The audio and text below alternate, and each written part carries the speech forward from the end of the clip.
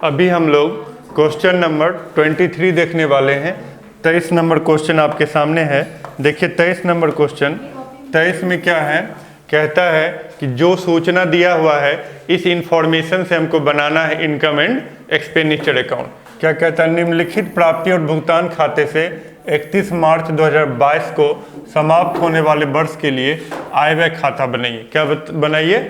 आय व्यय खाता, income and expenditure account बनाना है। कहता है from the flowing receipt and payment account, जो रिसिप्ट एंड पेमेंट अकाउंट दे रखा है इससे क्या बनाना है, prepare income and expenditure account for the year ended 31 मार्च 2022, 31 मार्च 2022 को समाप्त होने वाले वर्ष के लिए। आइए बनाना बहुत ही सिंपल है। ये जो पेमेंट साइड है, पेमेंट से सब किधर चला जाता है, पेमेंट से सब चला जाता है एक्सपेंडिचर में। किधर चला जाता है? एक्सपेंडिचर में।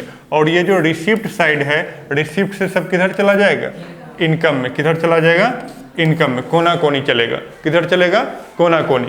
रिसिप्ट से आ जाएगा इनकम में और पेमेंट से आ जाएगा एक्सपेंडिचर में। ओके, अब आइए सबसे पहले पेमेंट से देखते हैं। इसमें रिवेन्यू एक्सपेंस को लिखेंगे, कैपिटल एक्सपेंस को नहीं लिखेंगे।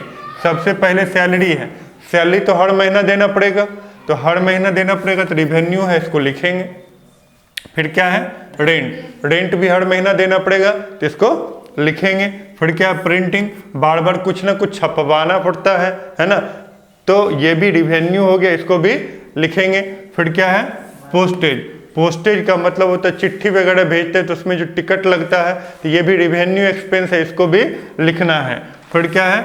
एडवर्टीजमेंट, एडवर्टीजमेंट मतलब विज्ञापन, प्रचार प्रसार। जब प्रचार प्रसार तो हमेशा करना पड़ता है, तो ये भी रिवेन्यू एक्सपेंस होगा। और यहाँ लिखा हुआ इन्वेस्टमेंट, इन्वेस्टमेंट जो होता है वो लॉन्ग टर्म के लिए होता है, लंबे समय के लिए होता है, तो इसको हम लोग नहीं लिखेंगे। ये हमारा क्या होता है? असेट्स होता है। क्या होता है? असेट्स होता है। फिर लिखा हुआ बैलेंस, बैलेंस CDBD को हम लोग नहीं लिखते हैं। हो गया। तो रिसिप्ट पेमेंट से ये सब जो आइटम जो टिक लगाए हैं, ये सब जो टिक लगाए किधर चला जाएगा, पेमेंट से किधर आ जाएगा, एक्सपेंडिचर में। किधर आएगा? एक्सपेंडिचर में। अब रिसिप्ट से किधर लिखना है, इनकम में। कौन सा? सिर्फ रिवेन्यू आइटम को लिखना है, कैपिटल आइटम को नहीं लिखना है। अब सबसे पहले लिखा हुआ बैलेंस, क्या लिखा हुआ है? बैलेंस, बैलेंस CDBD को हम लोग नहीं लिखते हैं। किसको लिखेंगे? डोनेशन। किसको लिखेंगे? डोनेशन। डोनेशन रिवेन्यू इनकम है, इसलिए इसको हम लोग किधर लिखेंगे, इनकम में। किधर लिखेंगे? इनकम में। फिर लिखा हुआ लेजिक्स, लेजिक्स का मतलब होता है वसीयत, और वसीयत का मतलब होता है मृत व्यक्ति के संपत्ति से जो पैसा मिलता है उसको बोलते हैं लेजिक्स, है ना। तो लेजिक्स जो है सामान्यतः कैपिटल रिसिप्ट माना जाता है। कौन रिसिप्ट माना जाता है? Capital receipt. इसके बारे में यदि कुछ नीचे में लिखा हुआ है कि रिवेन्यू रिसिप्ट माना जाएगा, तभी वो रिवेन्यू रिसिप्ट मानेंगे, नहीं तो उसको क्या मानेंगे, कैपिटल रिसिप्ट। कौन रिसिप्ट मानेंगे? Capital receipt. लेजिक्स का मतलब होता है जो व्यक्ति मर जाता है उसके संपत्ति से जो पैसा मिलता है उसको बोलते हैं लेजिक्स। इसमें भी जब अमाउंट बड़ा होता है तो उसको कैपिटल इनकम मानते हैं, जब छोटा अमाउंट होता है तो उसको रिवेन्यू इनकम मानते हैं। लेकिन जब कोई सूचना नहीं दे रखा है, कोई इंफॉर्मेशन नहीं दे रखा है, तो उसको हम लोग क्या मानते हैं, कैपिटल इनकम। क्या मानते हैं? Capital income. वैसे इस क्वेश्चन में इंफॉर्मेशन दे रखा है, क्या दे रखा है, कहता लेजिक्स ट्रीटेड एज कैपिटल रिसिप्ट। कहा लेजिक्स को क्या मानना है, कैपिटल रिसिप्ट मानना है। क्या मानना है? Capital receipt. And donation as revenue, और डोनेशन को क्या मानना है, रिवेन्यू। दान को क्या मानना है, रिवेन्यू। तो दान को तो हम ऑलरेडी रिवेन्यू मान चुके हैं। अगर दान के बारे में कुछ नहीं लिखा हुआ है तो उसको रिवेन्यू मानेंगे। अगर दे रखा है तो जो दे रखा है उसके हिसाब से हम लोग चलेंगे, है ना। जो दे रखा उसके हिसाब से चलेंगे। अगर नहीं दे रखा है तो दान को क्या मानेंगे, रिवेन्यू मानेंगे, और लेजिक्स को क्या मानेंगे, कैपिटल। लेजिक्स को क्या मानेंगे, कैपिटल। और कैपिटल आइटम को हम लोग नहीं लिखेंगे, रिवेन्यू आइटम को लिखेंगे। फिर क्या है? सब्सक्रिप्शन, चंदा। तो ये मेरा कौन, रिवेन्यू रिसिप्ट है। कौन रिसिप्ट है? Revenue receipt. जो रिसिप्ट बार बार होगा उसको बोलते हैं रिवेन्यू रिसिप्ट, है ना। तो रिवेन्यू रिसिप्ट को हम लोग किधर लिखेंगे, इनकम में। आगे क्या लिखा हुआ है, इंटरेस्ट, ब्याज तो बार बार मिलेगा, ब्याज बार बार मिलेगा, तो इंटरेस्ट कैसा इनकम होगा, रेवेन्यू इनकम होगा।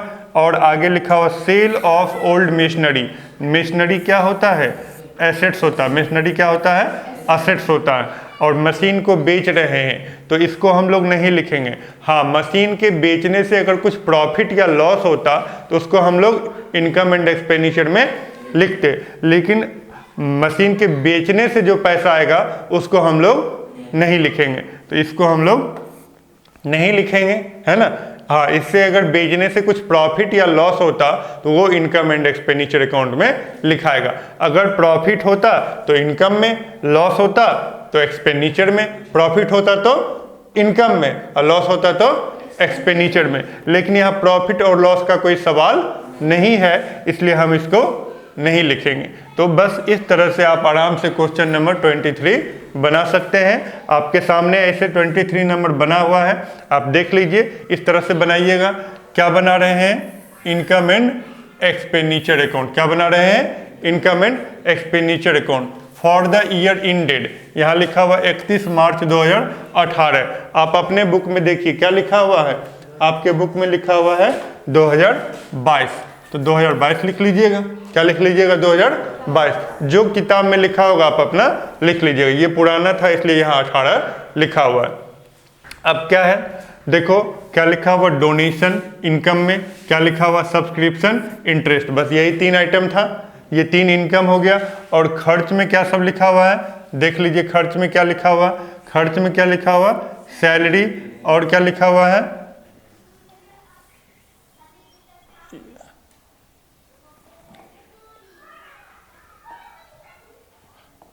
इधर सैलरी, और क्या होगा, रेंट, और क्या होगा, प्रिंटिंग, पोस्टेज, एडवर्टीजमेंट। ये सब कैसा खर्च है, रिवेन्यू एक्सपेंस है। कैसा एक्सपेंस है, रिवेन्यू एक्सपेंस।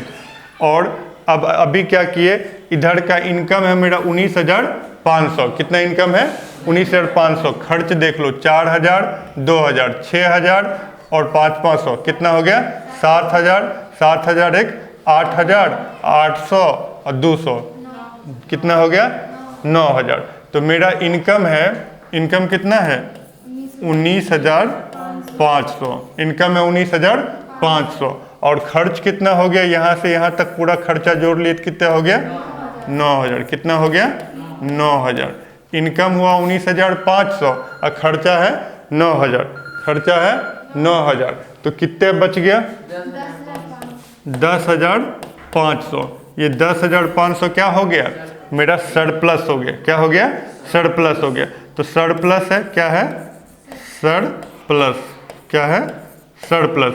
सरप्लस को क्या लिख सकते हैं, excess of income over expenditure. क्या लिख सकते हैं, एक्सेस ऑफ इनकम। क्या लिख सकते हैं, एक्सेस ऑफ इनकम। इनकम ज़्यादा है किससे, ओवर एक्सपेंडिचर से। या इसको क्या लिख सकते हैं, सरप्लस लिख सकते हैं। कितने सरप्लस है, 10,500। 10,500 कैसे आया, इनकम मेरा है 19,500 और खर्चा मेरा कितना है, 9,000। तो घटा दिए तो कितना बच गया, 10,500। जितना इनकम है उससे कम खर्च है, तो जो बच गया पैसा उसको क्या बोलते हैं, सरप्लस। तो 10,500 हमारा सरप्लस है। तो ये आपका क्वेश्चन नंबर 23 कंप्लीट हो गया। आप वीडियो को लाइक करें, चैनल को सब्सक्राइब करें। Okay, thank you.